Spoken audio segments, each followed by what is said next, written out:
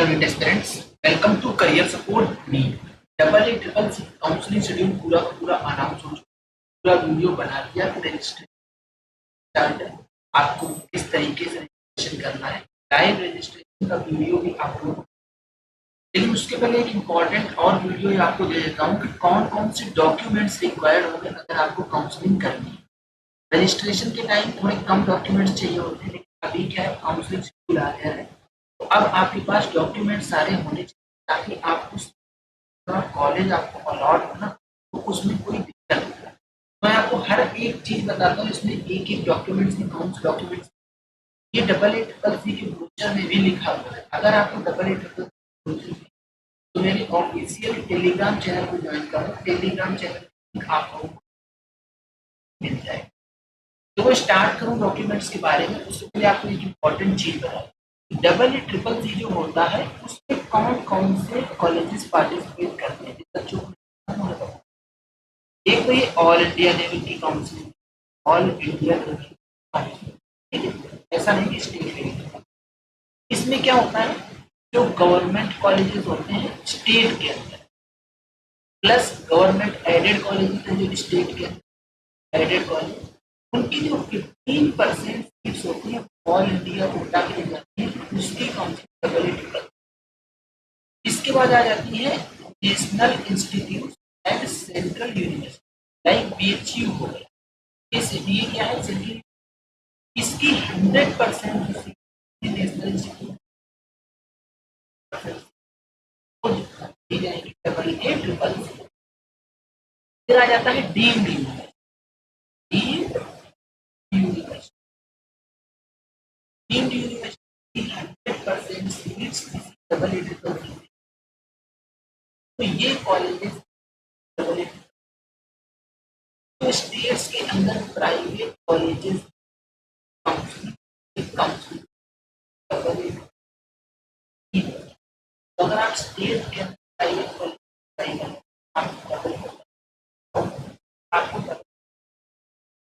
तो आप तब जाके आप अब मैं आपको one by one document, original documents along with attested copy, it would be 2 sets of documents required at the time of joining or Ayurveda या यूनानी जो भी आपके पास आपको और बॉक्स भी दी गई है, जिससे कि आपको original allotment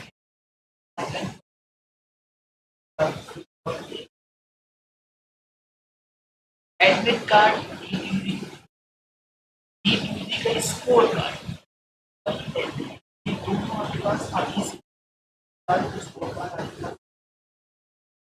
date of birth certificate, अगर कोई लास्ट टाइम वही आपका date of birth, last tenth का सर्टिफिकेट, मार्कशीट ये आपको last tenth marksheet, tenth passport size हो, तो आपने नीट अगर आपको आइडेंटिटी, आधार हो, पैन हो, लाइसेंस, पासपोर्ट, आधार बनना है तो आधार ले लो। अगर आपने अभी तक पैन कार्ड नहीं बनवाया, पैन कार्ड आप जरूर बनवाएं। पैन कार्ड जो माइनर कार्ड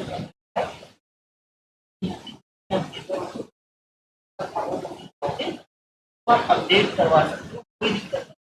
पैन कार्ड आप जरूर करें। कई बार ऐसा होता है आधार से अगर काम नहीं, medical fitness certificate, medical annexes government transfer certificate from last institute, transfer certificate अगर आप हो तो फिर आपको ये migration certificate, migration certificate state board वाले हैं उनको टीसी मिलेगा, और जो सीबीएसई बोर्ड वाले हैं उनको migration. The candidate should also bring the following certificate, the prescribed format attached in। अभी मैं आपको ये बोल रहे हैं कि जो अब आपके वो लेके डिसेबिलिटी सर्टिफिकेट, तो भी आपका डिसेबिलिटी, वो डिसेबिलिटी सर्टिफिकेट नाम इन सेंटर से ही आपको डिसेबिलिटी बनवाना, तभी आपको डबल ए मिल पाए। ठीक है, आप इसी ब्रोचर में देख सकते हो कि कहाँ कहाँ पे सेंटर्स अनाउंस किए गए। एनेक्सर 2 में वो सेंटर अपडेट नहीं। द SC/ST सर्टिफिकेट कंप्लीट, अगर आप रिजर्व तो SC तो आपको sub caste mentioned in the certificate. अगर आप SC/ST की सब कास्ट है तो आपको उसको सर्टिफिकेट में मेंशन करवाना है and tally in the respective list of corresponding seats published by government of India. इनका कहने का मतलब ये है कि आप उसको सब कास्ट में करवाओगे तो गवर्नमेंट ने डिक्लेयर कर रखा है कि ये सब कास्ट SC/ST के अंदर रिकॉग्नाइज है, तो आपकी होनी चाहिए। जब आपके SC/ST सर्टिफिकेट करी जा रही है तो आप इस चीज का ध्यान रखना कि उसमें रिकॉग्नाइज करना।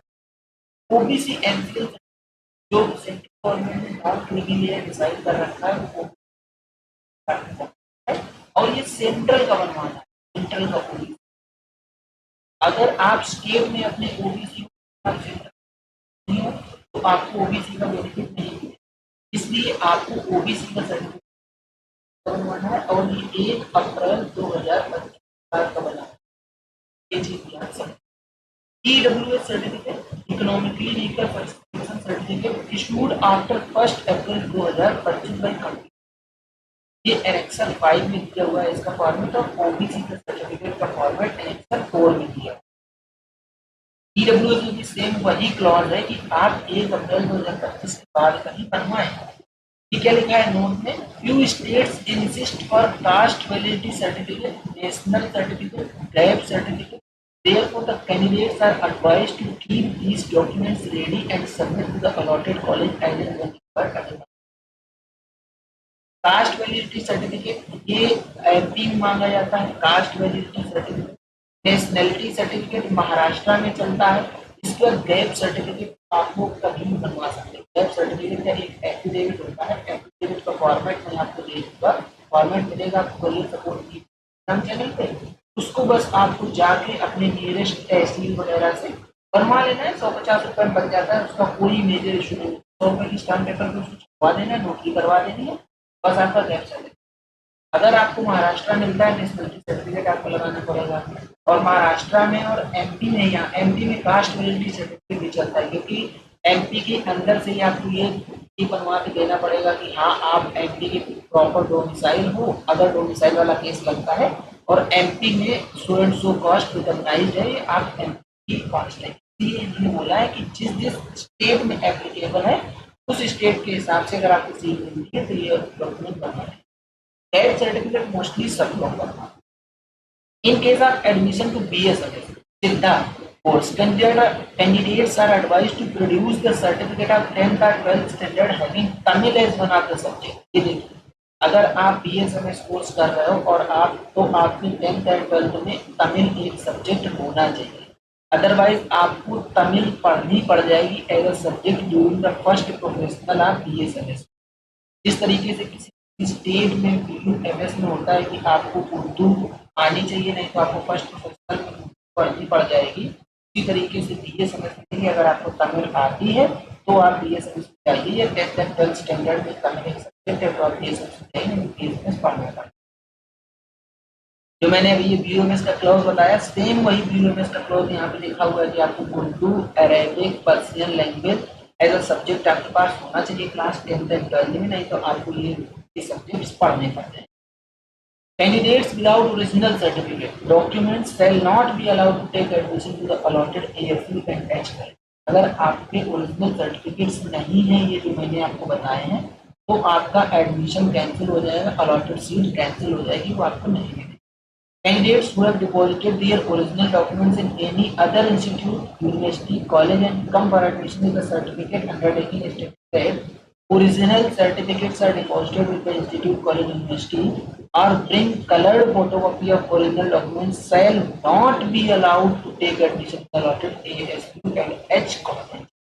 आपको ओरिजिनल सर्टिफिकेट के साथ ही आना है। एंड अगर आपने किसी दूसरे कॉलेज में एडमिशन ले रखा है और आपके वहाँ पे डॉक्यूमेंट जमा है और आप सर्टिफिकेट लेके आते हो कि आपके वहाँ डॉक्यूमेंट जमा है, कॉलेज खूब बोलेगी डॉक्यूमेंट जमा है, लेकिन ये अलॉटेड सीट आपकी है कि आपको क्लियरली मेंशन है इसमें, ठीक है। ये देखिए अगला क्वेश्चन क्या है, it is necessary to submit domicile certificate for admission to all India quota UG seats and under this. हाँ, इसमें देखो ये मैंने डोमिसाइल सर्टिफिकेट बताया नहीं ना, फिलहाल डॉक्यूमेंट्स इतने ही थे। और डोमिसाइल सर्टिफिकेट की अगर बात करें तो आप ऑल इंडिया कोटा से आ रहे हो, तो ऑल इंडिया कोटा से आपको डोमिसाइल सर्टिफिकेट नहीं चाहिए होगा। लेकिन जो अभी मैंने एक ऊपर क्लॉज बताया कि कुछ कुछ स्टेट्स आपसे नेशनलिटी सर्टिफिकेट मांगेंगे, तो जो स्टेट लाइक महाराष्ट्र अगर नेशनलिटी सर्टिफिकेट मांगता है तो आपको देना। फिलहाल का ये था कि जो आपको लिस्ट ऑफ डॉक्यूमेंट्स चाहिए, जो डॉक्यूमेंट्स रिक्वायर्ड थे आपके लिए कि आपको अगर सीट मिलती है तो आपको कितने डॉक्यूमेंट्स की जरूरत पड़ जाएगी। इसके अलावा अभी जस्ट काउंसलिंग स्टार्ट हुई है। अगर आप लोग करियर सपोर्ट नीट का पेड गाइडेंस लेना चाह रहे हो, आप ये सोच लो कि आपकी एक अच्छी काउंसलिंग एक्सपर्ट गाइडेंस में कर दी जाए, तो करियर सपोर्ट नीट के हेल्पलाइन नंबर पर व्हाट्सएप करके पेड ब्रोचर आप लोग ले लो, आपकी पूरी की पूरी काउंसलिंग कर दी जाएगी और आपको कोई टेंशन नहीं होगी। हमारे एक्सपर्ट्स आपकी काउंसलिंग करेंगे, तो आपकी रैंक के बेस पे जो बेस्ट कॉलेज बन रहा होगा वो आपको दिखाया जाएगा।